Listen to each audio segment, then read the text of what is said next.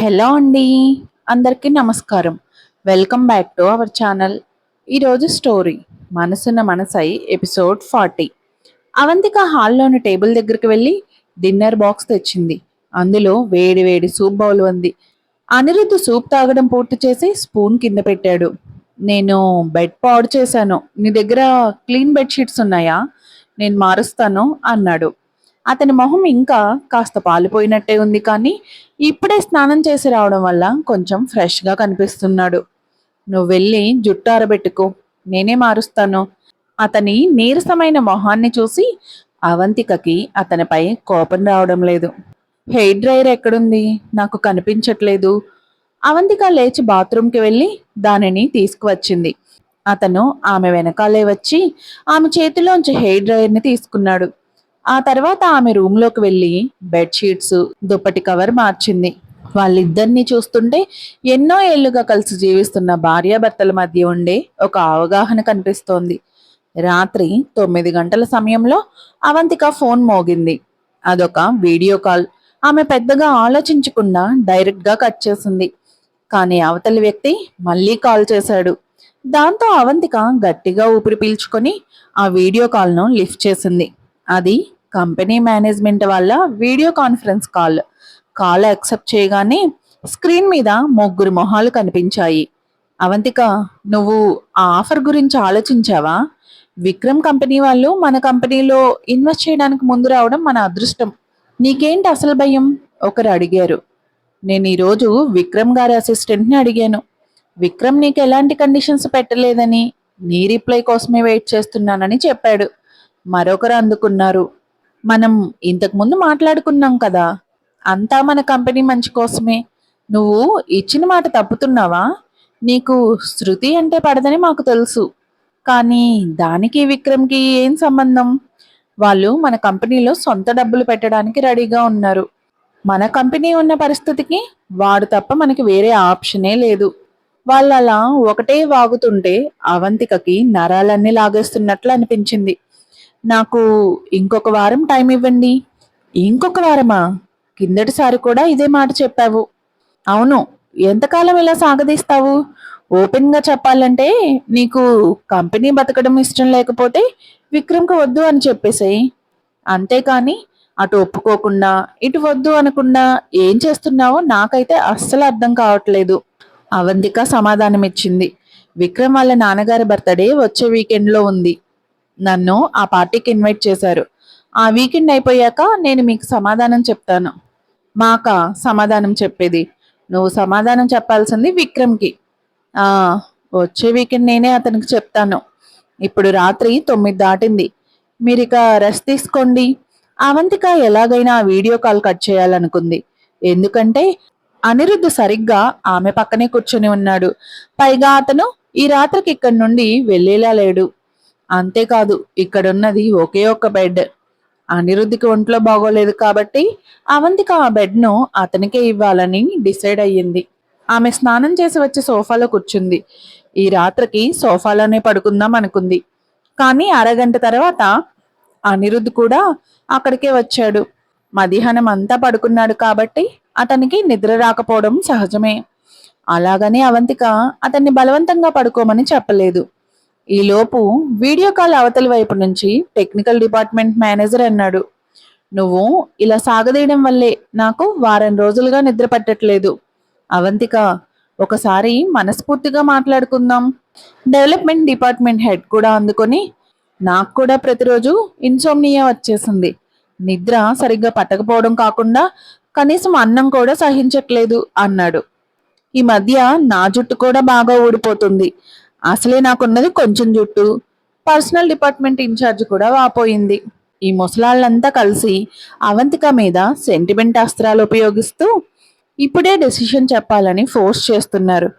అనిరుద్ధ్ టక్కున అవంతిక చేతిలోంచి phone లాగేసుకున్నాడు. Avantika shock అయింది. హే, నేను వీడియో కాల్లో ఉన్నాను, నా ఫోన్ నాకు ఇవ్వు. ఆమె అతని మీదకి జరిగి ఫోన్ లాక్కోవడానికి ట్రై చేసింది. ఎవరతను? ఎక్కడ చూసినట్టుందే. ఆయన అవంతిక బాయ్ ఫ్రెండ్ అనుకుంటా. ఇంత లేట్ నైట్ కూడా అవంతికతోనే ఉన్నాడంటే ఖచ్చితంగా బాయ్ ఫ్రెండే. ఆ ఈయనెవరో పెద్ద మనిషిలా ఉన్నాడే. వీడియో కాల్ అవతల వైపు ఉన్న ఆ ముగ్గురు ముసలాళ్ళు ఆ వ్యక్తి ఎవరై ఉంటారా అని డిస్కస్ చేయడం మొదలుపెట్టారు. అవంతిక, కాల్ ఎలా కట్ చేయాలి, నాకు బటన్ కనిపించట్లేదు అని అనిరుద్ధ్ ఆమె ఫోన్ తీసుకుని కొన్ని సెకండ్లు వెతికాడు. బటన్ దొరకపోయేసరికి తిరిగి ఆమెకే ఇచ్చేశాడు. అవంతిక ఫోన్ చేతికి రాగానే వెంటనే కాల్ కట్ చేసేసింది. నా ఫోన్ ఎందుకు లాక్కున్నావు? అవంతిక కోపంగా అరిచింది. అతను కళ్ళు పెద్దవి చేసి బద్ధకంగా, ఇప్పుడు రాత్రి 9 అయింది, ఉదయం 9 కాదు.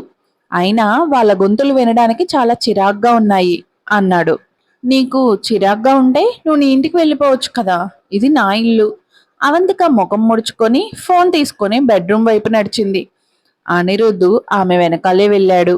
అదే సమయంలో ఆ ముగ్గురు మేనేజర్లు విడిగా ఒక ప్రైవేట్ వీడియో కాల్లో మాట్లాడుకుంటున్నారు. మీరెవరికి అనిపించలేదా అవంతిక బాయ్ ఫ్రెండ్ ఎవరిలాగో ఉన్నాడని? గమనించారా? ఆ మనిషి చూడడానికి అనిరుద్ధ్లా ఉన్నాడు. నేను అనిరుద్ధ్ని నేరుగా ఎప్పుడూ చూడలేదు, కేవలం ఫోటోల్లోనే చూశాను. నేను అనిరుద్ధ్ని లైవ్లో చూశాను, కానీ నేను కనీసం కొన్ని వందల మీటర్ల దూరంలో వెనకాల వరుసలో కూర్చున్నాను. మరి మీరిద్దరూ అతని వాయిస్ ఎప్పుడు వినలేదా? ఆ వ్యక్తి వాయిస్ అచ్చమ్మ అనిరుద్ధ్ లాగే ఉంది. మనం ఆయన్ని ఎప్పుడూ కలవనే లేదు కదా, ఆయన వాయిస్ ఎలా ఉంటుందో మనకెలా తెలుస్తుంది? ఆయన ఖచ్చితంగా అనిరుద్ధే. నేను నా మీద ఒట్టు వేసి చెప్తున్నాను. అందుకే అవంతిక విక్రమ్ని పక్కన పెట్టి సాగదీస్తోంది. ఇక్కడ అంతకంటే పెద్ద ఆప్షన్ రెడీగా ఉన్నట్టుంది. అదే నిజమైతే అవంతిక నిజంగా తోపు. తన టాలెంట్ ఏంటో బయటపడకుండా సైలెంట్గా వెనకాల పెద్ద డీల్సే సెట్ చేసుకుంటుంది. నేను అవంతికకి సారీ చెప్పాలి. నేను ప్రతిరోజు ఆమెకు మెసేజ్ చేసి ఏమీ తెలియదానివి అని తిడుతుంటాను. అంత కంగారు పడకండి. ఆ వచ్చిన వ్యక్తి అనిరుద్ధేనా కాదా అనేది నేను రేపు ఆమెను అడిగి కన్ఫర్మ్ చేస్తాను. బెడ్రూమ్లో ఉన్న అవంతికకి కోపంతో, టెన్షన్తో తల పగిలిపోతున్నట్టు అనిపించింది. ఆమెక భరించలేక బెడ్ మీద వాలిపోయింది. ఆమె పడుకోవడం చూసి అనిరుద్ధ్ కూడా ఆమె పక్కనే వచ్చి పడుకున్నాడు. రూమ్లో లైట్ ఆఫ్ చేశాడు. అవంతిక కళ్ళు మూసుకొని ఉంది, కానీ ఆమె గట్టిగా శ్వాస పీలుస్తోంది. అంటే ఆమె మూడు అస్సలు బాగోలేదని అతనికి అర్థమైంది.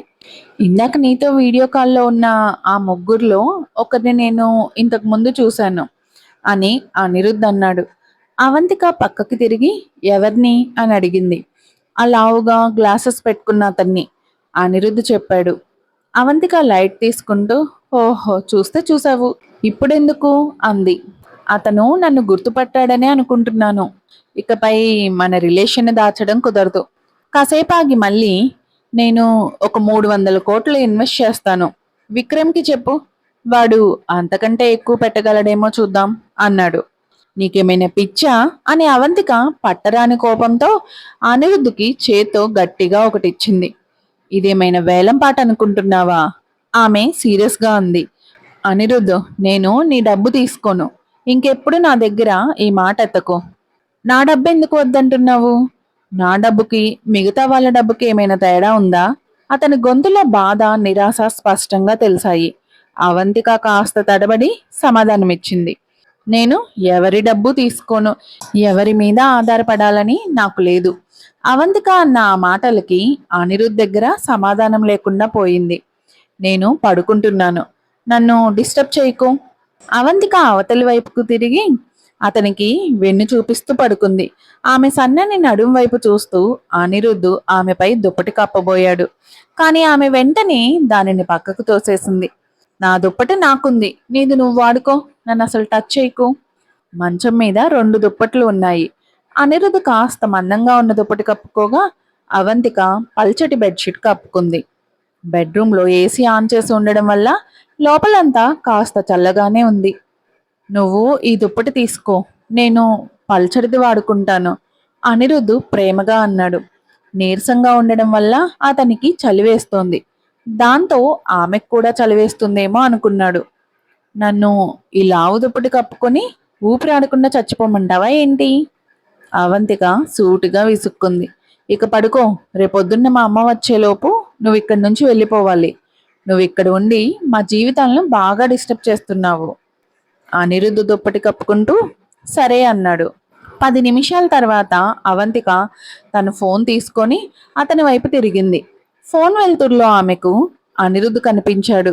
ఆ చీకట్లో అతని కళ్ళు కాస్త దీనంగా లోతుగా కనిపిస్తున్నాయి. ఇంకా పడుకోలేదేంటి? చలిగా ఉందా? అవంతిక అడిగింది. కొంచెం. నీకు చలిగా లేదా? అనిరుద్ధ్ అడిగాడు. Avantika short slew T shirt వేసుకుని ఉంది. పైగా దుప్పటిని కేవలం నడుం భాగం వరకే కప్పుకుంది. నా గురించి నీకెందుకు? నేను నీకోసం ఇంకో దుప్పటి తెస్తాను. అవంతిక మంచం మీద నుంచి లేచింది. అనిరుద్ధ్ ఆమె చేతిని పట్టుకొని, వద్దు, నీ దుప్పట్లో కూడా సగం నాకు ఇవ్వు చాలు అన్నాడు. ఓ సరే. అవంతిక తన దుప్పట్లో సగం అతనికి ఇచ్చింది. కానీ ఇప్పుడు ఆ దుప్పటి కప్పుకోవాలంటే ఆమె అతని వైపుగా జరిగి పడుకోవాల్సి వస్తోంది. అది గమనించి ఆమె మళ్ళీ దుప్పటి లాక్కోవడానికి పైకి లేవబోయింది. కదలకు, నేను పడుకోవడానికి ట్రై చేస్తున్నాను. అతను తన పొడవాటి చేతులతో ఆమెను మళ్ళీ వెనక్కి లాక్కున్నాడు.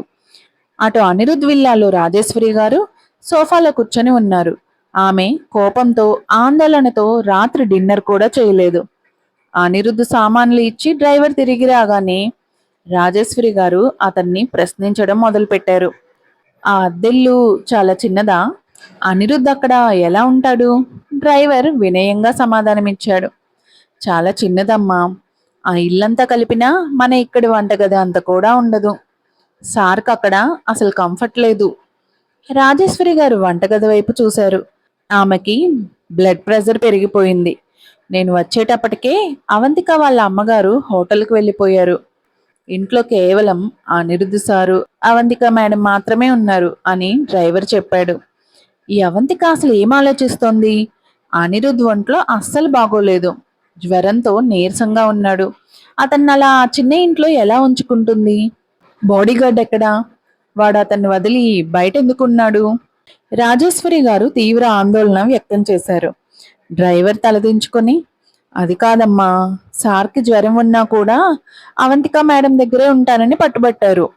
వాళ్ళిద్దరి మధ్య కోపాలున్నా సార్కి ఆమె పక్కన ఉంటేనే ప్రశాంతంగా ఉన్నట్టుంది. అందుకే బాడీగార్డ్ కూడా లోపలికి వెళ్లకుండా బయటే ఉండిపోయాడు అని సర్ది చెప్పాడు. రాజేశ్వరి గారు నిట్టూర్చారు.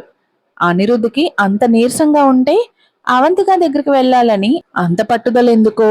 వాడు ఆ చిన్న ఇంట్లో ఉంటే ఇంకా నీరసించిపోతాడు. నేను వెళ్ళి అనిరుద్ధ్ని ఇప్పుడే వెనక్కి తీసుకువస్తాను. సుమతి గారు వెంటనే రాజేశ్వరి గారితో అంది. అమ్మా, మీరిప్పుడు వెళ్తే అనిరుద్ధ్ బాబుకి నచ్చదు. ఆయన మీ మీద కోప్పడతారు. వాళ్ళ ఇద్దరి మధ్య గొడవలు తగ్గుతున్న సమయంలో మీరు వెళ్ళడం బాగుండదు. మీరు ముందు రూమ్కి వెళ్ళి రెస్ట్ తీసుకోండి. రేపొద్దున్నే నేనే డ్రైవర్ని పంపి ఆయన్ని జాగ్రత్తగా రప్పించే ఏర్పాటు చేస్తాను. రాజేశ్వరి గారు సుమతి మాట వినకుండా, లేదు సుమతి, నా మనసు అస్సలు ఒప్పుకోవట్లేదు. నన్ను అవంతిక ఉండే చోటికి తీసుకెళ్ళు. నేను లోపలికి వెళ్ళి గొడవ చేయను. కనీసం బయట కారులోనే ఉండి వాడు ఎలా ఉన్నాడో చూస్తాను అని డ్రైవర్తో అన్నారు. డ్రైవర్ వెంటనే ఆమెను తీసుకొని బయలుదేరాడు. 40 నిమిషాల తర్వాత అవంతిక ఉండే ఆ పాతకాలపు బిల్డింగ్ని చూసి కారులోనే కూర్చొని రాజేశ్వరి గారు కన్నీళ్లు పెట్టుకున్నారు. నా కొడుకు పుట్టినప్పటి నుంచి ఇంత దరిద్రమైన వాతావరణంలో ఎప్పుడూ బతకలేదు. ఎన్నడూ లేదు. ఇదంతా నా కర్మ. అప్పట్లో నేనెందుకు అవంతికను వాడికి భార్యగా తెచ్చాను? ఇంతమంది అమ్మాయిలుండగా ఈమెనే ఎంచుకున్నాను. రూమ్లో అనిరుద్ధ శ్వాస మెల్లగా స్థిరపడింది. అవంతిక చేయి చాచి అతని నుదురు తాకి చూసింది. ఒళ్ళంతా చెమటలు పట్టినా టెంపరేచర్ నార్మల్గానే ఉంది. రాత్రివేళ అతనికి దాహం వేసి నిద్రలేస్తే ఇబ్బంది పడకూడదని ఆమె మంచం దిగి వెళ్ళి ఒక గ్లాస్ నీళ్లు తెచ్చి బెడ్ పక్కన ఉన్న టేబుల్ మీద పెట్టింది. మరుసటి రోజు ఉదయం అవంతిక కళ్ళు తెరిచేసరికి మంచం మీద అనిరుద్ధ్ లేడు. ఫోన్ తీసి టైం చూసింది. అప్పటికే ఉదయం 8 దాటింది. అనిరుద్ధ్ ఉదయం 6 గంటలకే ఒక మెసేజ్ పంపాడు. రాత్రి నాకు బాగా నిద్ర పట్టింది. నేనిక బయలుదేరుతున్నాను. ఆ మెసేజ్ చూడగానే అవంతిక బుగ్గలు ఒక్కసారిగా ఎర్రబడ్డాయి. కేవలం ఒక టెక్స్ట్ మెసేజ్కి తనకెందుకు ఇంత వేడిగా అనిపిస్తోంది? వెంటనే ఏసీని ఆఫ్ చేసింది. ఫ్రెష్ అప్ అయ్యి రూమ్ బయటకు రాగానే సుజాత గారు ఆమెను బ్రేక్ఫాస్ట్కి పిలిచారు. ఇంతకీ నీకు అతనికి మధ్య ఇప్పుడు ఏం జరుగుతుంది? సుజాత గారు బ్రేక్ఫాస్ట్ ప్లేటు స్పూన్ ఇస్తూ అడిగారు. ఏం జరుగుతుంది? అవంతిక ఏం తెలియనట్టు నటించింది. నటన లాపమ్మా, నువ్వు అతనికి విడాకులు ఇవ్వాలనుకోవట్లేదా? మిమ్మల్ని చూస్తుంటే విడిపోయేలా కనిపించట్లేదు. సుజాత గారు ఆమెకు ఎదురుగా కూర్చొని చూస్తూ, అతనికి అస్సలు విడాకులు ఇవ్వడం ఇష్టం లేదు. పైగా నిన్ను చాలా ఇష్టపడుతున్నట్టున్నాడు అన్నారు. అవంతిక నిట్టూరుస్తూ, అమ్మా, అతను ఇష్టపడితే మాత్రం ఏంటి? నా జీవిత విలువను ఒక మగాడు డిసైడ్ చేయకూడదు అంది. సుజాత గారు నిస్సహాయంగా, కానీ అతను విడాకులు ఇవ్వడు కదా, మరేం చేస్తావు అని అడిగారు. ఒకవేళ కుదరకపోతే నేను పై చదువుల కోసం విదేశాలకు వెళ్ళిపోతాను. అది చాలా మంచి ఆలోచన. సరే అమ్మా, ముందు తిను, చల్లారిపోతే బాగోదు అంది అవంతిక. కానీ అవంతికకు తను పీల్చే ప్రతి శ్వాసలోనూ అనిరుద్ధ సువాసన ఉన్నట్టు అనిపించింది. బ్రేక్ఫాస్ట్ కాగానే ఆమె మళ్ళీ స్నానం చేయాల్సి వచ్చింది. అటు అనిరుద్ధ్ వంటికి టవల్ కట్టుకొని బాత్రూమ్ నుంచి బయటకు వచ్చాడు. తన క్లోజెట్ దగ్గరికి వెళ్ళి బట్టలు మార్చుకొని డైనింగ్ రూమ్కి బ్రేక్ఫాస్ట్కి వచ్చాడు. అతను చాలా తక్కువ బట్టలు వేసుకోవడం చూసి సుమతి కాస్త ఆశ్చర్యపోయింది. అనిరుద్ధ్ బాబు, మీకు చలిగా లేదా? చలిగా ఏం లేదు. ఈరోజు చాలా బెటర్గా ఉంది. చాలా సంతోషం. కాసేపట్లో డాక్టర్ వస్తారు. ఒకసారి మిమ్మల్ని చెక్ చేయనివ్వండి. అవసరం లేదు, నేను కాసేపట్లో కంపెనీకి వెళ్తున్నాను. అనిరుద్ధ్ అన్న మాటలకు సుమతి షాక్ అయ్యింది. నిన్న అవంతిక దగ్గరికి వెళ్లే ముందు అతను చాలా నీరసంగా పేషెంట్లా ఉన్నాడు. కానీ ఈరోజు చూస్తే పూర్తిగా నార్మల్ అయిపోయాడు. అన్ని మెడిసిన్స్ వాడినా తగ్గని జ్వరం అవంతికతో ఒక్కరోజు గడపగానే మాయమైపోయిందా? అనిరుద్ధ్ కంపెనీకి రాగానే కొందరు ఎగ్జిక్యూటివ్లు అతని వెనకాలే ఆఫీస్ రూమ్ దాకా వచ్చారు. సార్, మీకు పూర్తిగా తగ్గిపోయిందా? నిన్న చాలా సీరియస్గా ఉందని విన్నాం. అబ్బే, సార్కి జస్ట్ కాస్త జలుబు జ్వరం వచ్చాయి అంతే. దానికేం సీరియస్. ఆయన ఆఫీస్కి వచ్చారంటేనే పూర్తిగా కోలుకున్నారని అర్థం. అవును సార్, ఒకవేళ మీకు నీరసంగా అనిపిస్తే ఎప్పుడైనా ఇంటికి వెళ్ళి రెస్ట్ తీసుకోండి. ఏమైనా అర్జెంట్ వర్క్ ఉంటే మేము ఈమెయిల్ చేస్తాము, మీరు వర్క్ ఫ్రమ్ హోమ్ చేయొచ్చు. అనిరుద్ధ్ వాళ్ళ సోదంతా పట్టించుకోకుండా కిరణ్ వైపు తిరిగి, శృతిని నా రూమ్కి రమ్మను అన్నాడు. కిరణ్ వెంటనే శృతికి కాల్ చేశాడు. మిగతా వాళ్ళంతా సైలెంట్గా అక్కడి నుంచి వెళ్ళిపోయారు. అనిరుద్ధ్, నువ్వు సడన్గా ఆఫీస్కి వచ్చావేంటి? డాక్టర్ నిన్ను రమ్మన్నారా? అనిరుద్ధ్ ముఖం ఇంకాస్త పాలుపోయి ఉండడం చూసి శృతి కంగారు పడింది. శృతి, మీ నాన్నగారి బర్త్డే వస్తోంది కదా? అనిరుద్ధ్ అడిగాడు. శృతి కళ్ళల్లో ఆనందం మెరిసింది. అవును, ఈ వీకెండ్లోనే ఉంది. మీకు ఒంట్లో బాగోలేదని నేను చెప్పలేదు అంది. నేను ఆ పార్టీకి వస్తున్నాను అని అనిరుద్ధ్ అన్నాడు. ఆ మాట వినగానే శృతి ముఖం సంతోషంతో వెలిగిపోయింది. ఓకే, నువ్వు రావేమోనని భయపడ్డాను. నిన్ను చూస్తే మా నాన్నగారు చాలా హ్యాపీగా ఫీల్ అవుతారు. అప్పుడు అనిరుద్ధ్ చాలా కూల్గా, శృతి, నాకు ఆల్రెడీ భార్య ఉంది. నేను మీ నాన్నగారి బర్త్డే పార్టీకి వస్తున్నానంటే దానికి కారణం మీ అన్నయ్య విక్రమ్ నా భార్యను ఆ పార్టీకి ఇన్వైట్ చేయడమే అని చెప్తూ ఆమె ఊహలన్నింటినీ ఒక్క క్షణంలో మొక్కలు చేసేశాడు. వీడియో నచ్చితే లైక్ చేయండి, మీ ఫ్రెండ్స్తో షేర్ చేయండి. కొత్త వీడియోల కోసం సబ్స్క్రైబ్ చేసుకోవడం మర్చిపోకండి. మీకు ఏమనిపించిందో కామెంట్స్లో చెప్పండి. Thank you.